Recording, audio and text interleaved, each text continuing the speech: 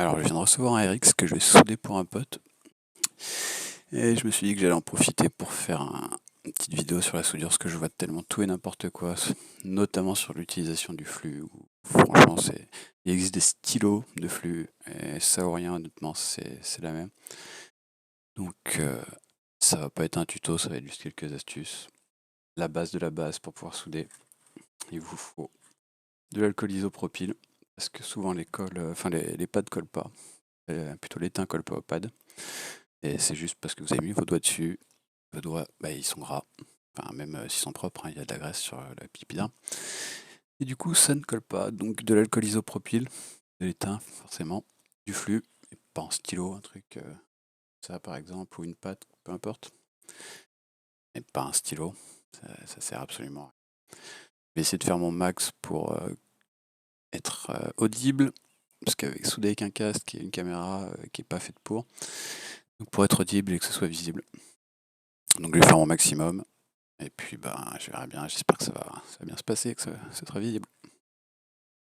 Alors, je vais me muter quand je ferai des manipulations, parce que sinon vous allez entendre des trucs horribles. Première étape, on nettoie les pads. Là, je vais le faire avec un coton-tige, c'est pas l'idéal parce que au final, bah, il y a plein de petites fibres qui peuvent rester. Moi, ce qui se passe, c'est que je vérifie au microscope pour les fleurs et les plantes, donc un tout petit microscope, ça doit être du x15 x30. Je vérifie après que ce soit propre, donc ça pose pas de problème en soi si on est méticuleux.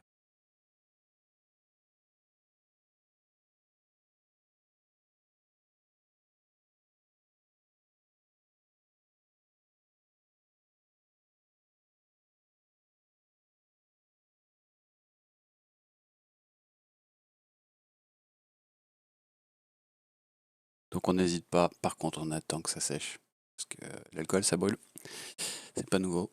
Donc là les pattes sont gros, vous voyez, ça va être facile entre guillemets. Et vous verrez après le flux en quoi c'est plutôt magique.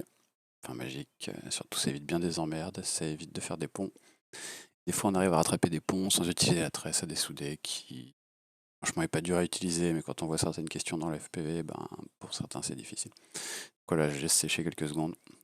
Alors, on peut souffler dessus, c'est pas top, mais ça part vite l'alcool, ça s'évapore très très vite.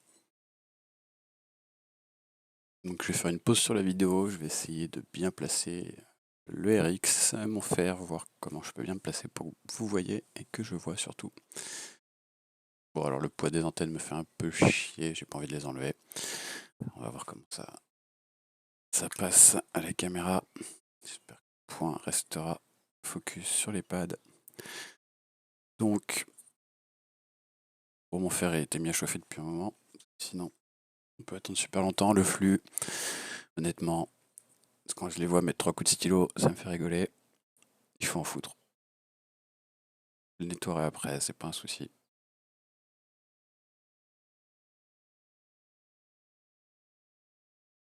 Voilà, on n'est pas au niveau de. Je prends un stylo et je mets un coup de stylo, on voit même pas le flux sur le PCB. Donc, j'essaie de vous montrer ça un peu mieux.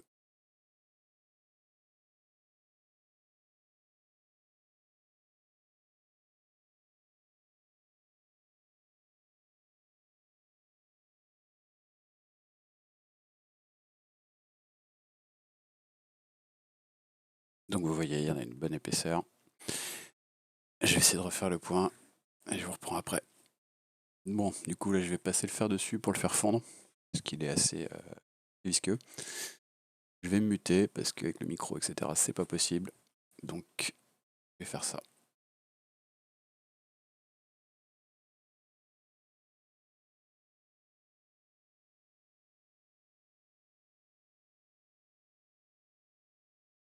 Donc vous voyez, ça fond tout de suite. Le but c'est que ça s'oxyde pas et que l'étain colle à l'étain et au cuivre. Donc c'est pour ça que ça sert à rien s'il n'y en a pas une couche en fait. Si vraiment vous voyez pas votre flux, vous pouvez péter dessus, ça revient même. Du coup, je vais essayer de le placer bien pour qu'on puisse voir quand je mets l'étain et je reviens.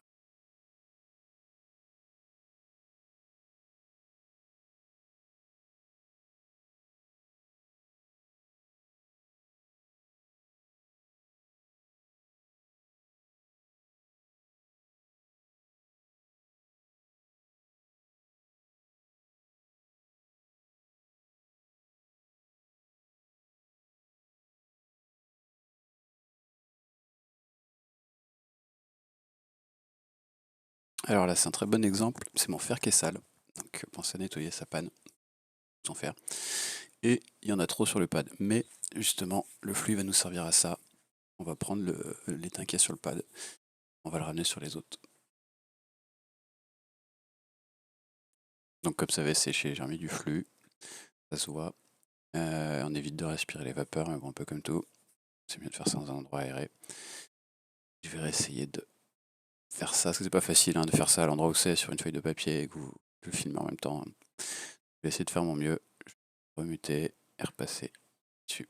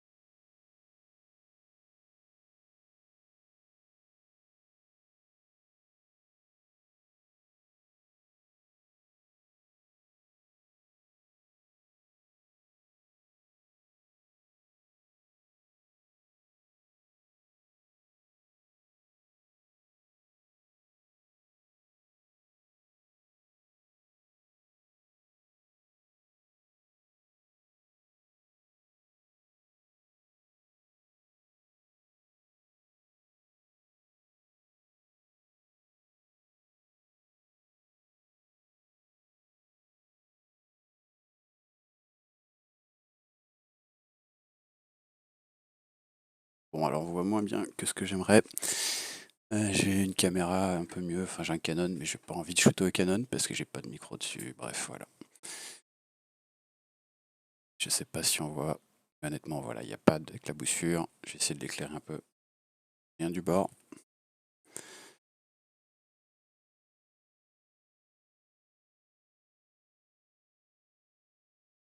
Les reflets, c'est pas super. On voit bien que ça va pas dégueuler. En face de la caméra, c'est vraiment pas pratique. Sans reflet. Enfin, vous voyez l'idée, il y a du flux partout, ça brille. Donc le flux, ça sert à en mettre. Sinon, un coup de stylo sur un pad, ça sert absolument à rien. Là, on voit qu'il y en a un peu beaucoup sur certains pads. Mais honnêtement, pas tant que ça. C'est de l'épaisseur, mais c'est très compliqué. Et encore, c'est un gros RX. Là, il y en a un qui est bien plus épais que l'autre. Premier. Je vais pas m'emmerder à l'enlever. Si je voulais l'enlever, ben, je nettoie mon fer.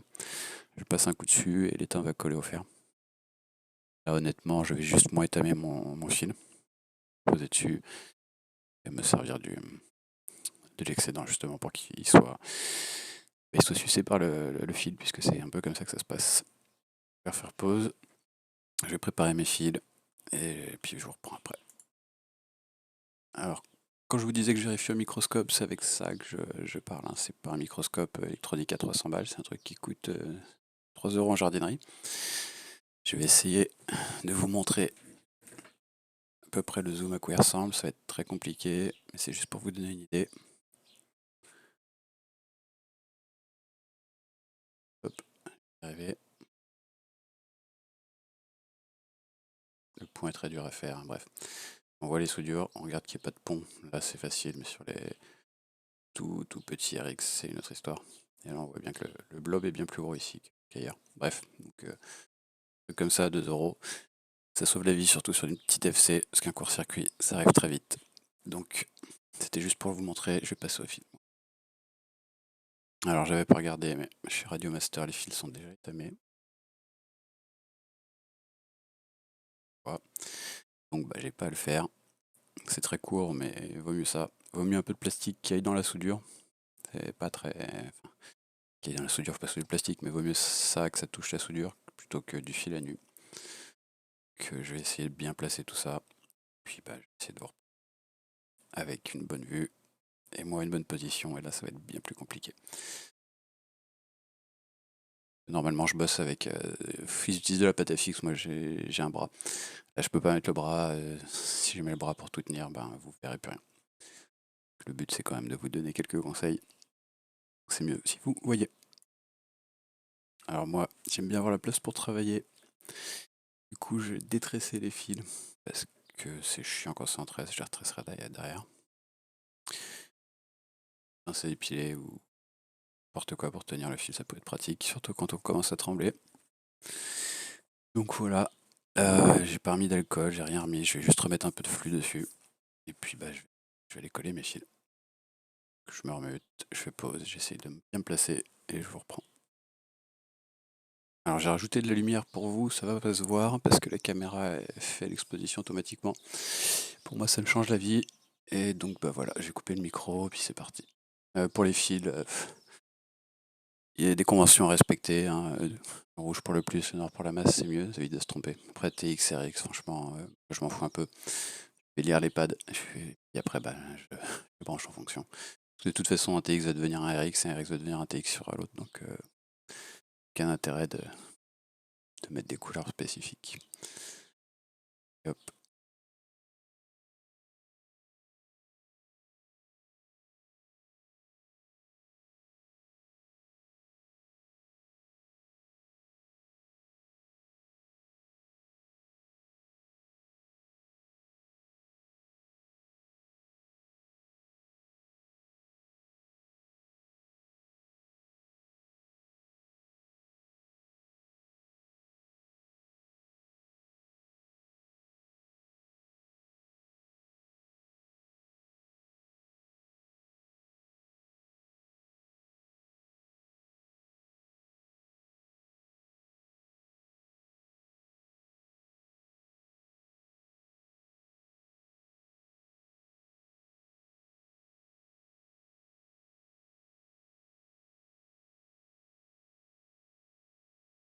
Bah, à savoir que je suis droitier et que je viens de le faire de la main gauche, donc si vous me voyez galérer, c'est un peu normal.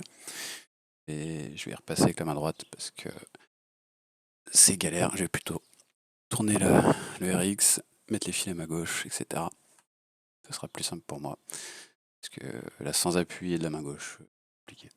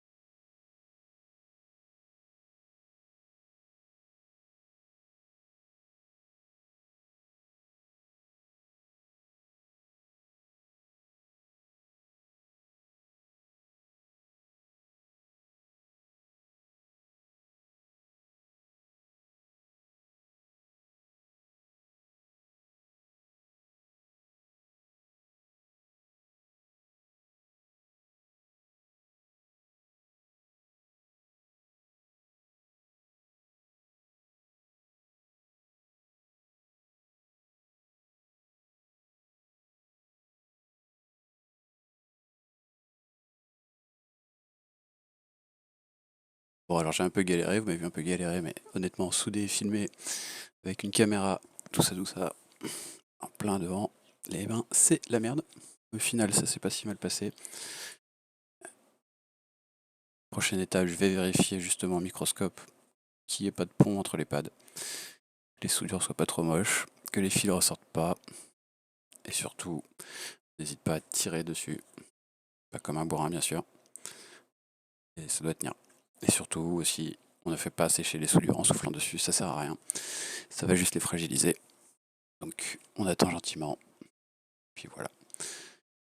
Là pareil, je vais refaire pause, je vais vérifier mes soudures, je vais essayer de vous les montrer avec le microscope, mais ça va être très compliqué je pense. Alors j'ai besoin de mes mains, je vais essayer de faire ça en direct pour vous montrer parce que c'est compliqué, je vais galérer, c'est normal.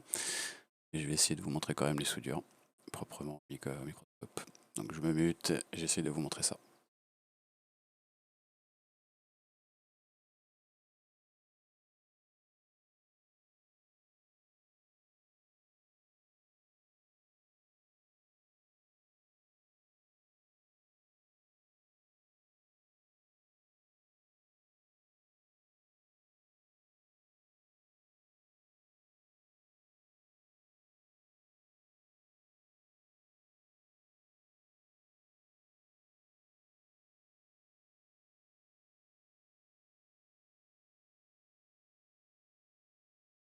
Je pourrais difficilement faire mieux.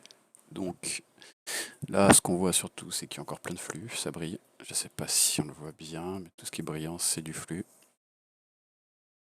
Bien, voilà. Là, la prochaine étape, c'est prendre une petite brosse à dents et on frotte pas comme un malade et on nettoie l'alcool isopropyl. On n'hésite pas, on peut même carrément le tremper dedans, c'est pas un souci. Ce qu'il faut, c'est vraiment enlever tout le flux. C'est pas conducteur, enfin ça dépend de votre flux, mais le mieux c'est de tout enlever de toute façon. Donc, prochaine étape, on nettoie. Ça, je vais pas vous le filmer parce que je pense que vous savez vous servir d'une brosse à dents. Quand même, je vous reprends juste après.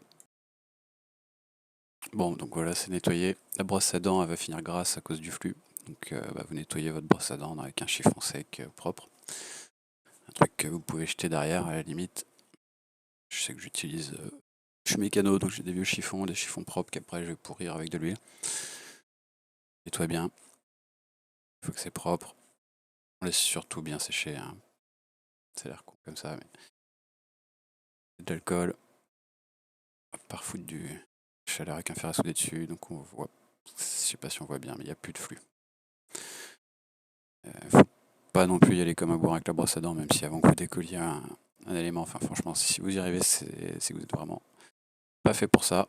Il faut payer quelqu'un pour le faire à votre place. On regarde derrière, surtout qu'il n'y ait pas de pont entre les pads, puisqu'on peut très bien faire des ponts sans s'en rendre compte de ce côté-là. Et donc honnêtement, moi ça me convient. C'est pas les plus belles soudures du monde. Il n'y a pas de pont, elles sont propres. Le RX est propre. On peut retwister les fils. Je le ferai proprement hors caméra, puisque de toute façon là je vais pas pouvoir le faire. Il faut mes mains. Et je suis gêné. Donc j'espère que ça aidera les gens qui galèrent un peu à souder. C'est pas si difficile que ça. Là les pads sont gros. Quand c'est des petits pads c'est pareil.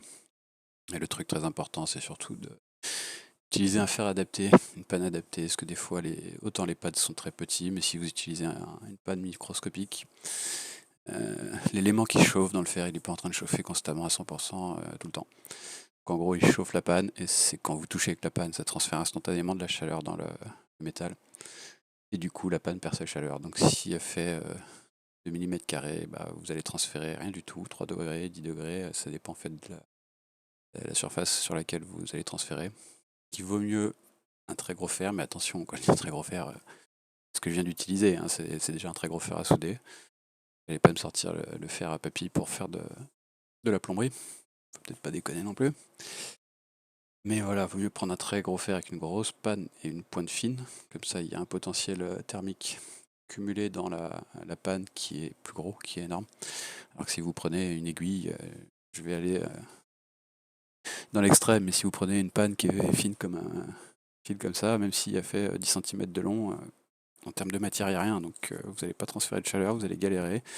Vous allez le laisser coller au pad. Il faut savoir qu'un PCB, on ne le chauffe pas plus de X secondes, c'est souvent fourni avec la notice. Et c'est très souvent dans les 3 à 5 secondes à maximum 280 degrés.